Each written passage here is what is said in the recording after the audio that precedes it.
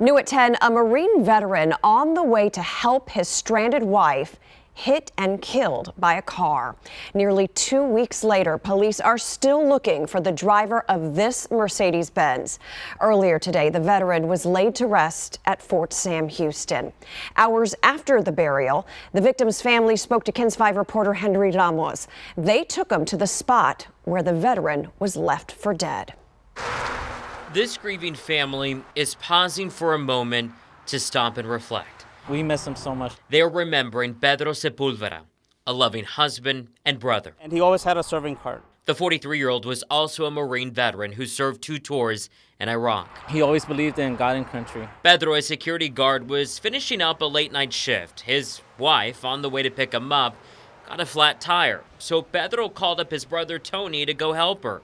In the meantime, Pedro decided to start walking toward their direction. He was texting and calling us back and forth. Surveillance video shows Pedro walking, but he would never make it. I text him, I call him, he wasn't responding anymore. In the dark, the family, worried sick, started to look for him, but they couldn't see much.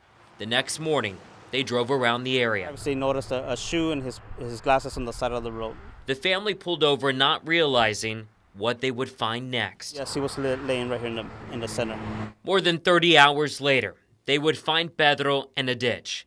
San Antonio police say before 1 in the morning on July 13th, this black Mercedes SUV hit the veteran and left him there.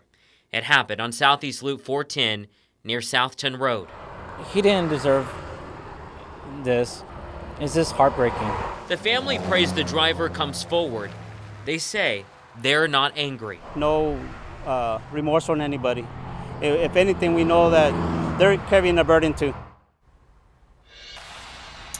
Henry joins us live now from SAPD headquarters. And Henry, how did police track down a photo of the suspect's SUV?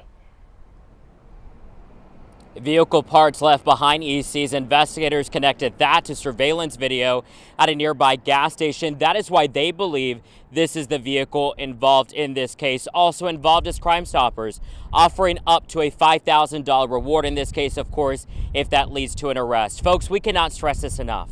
If you know anything about this case, help bring answers to this family. Call Crime Stoppers. As always, you can remain anonymous. That number is simple, 224-STOP. We're live from Public Safety Headquarters tonight. Henry Ramos, KENS 5. ECs. Thank you, Henry.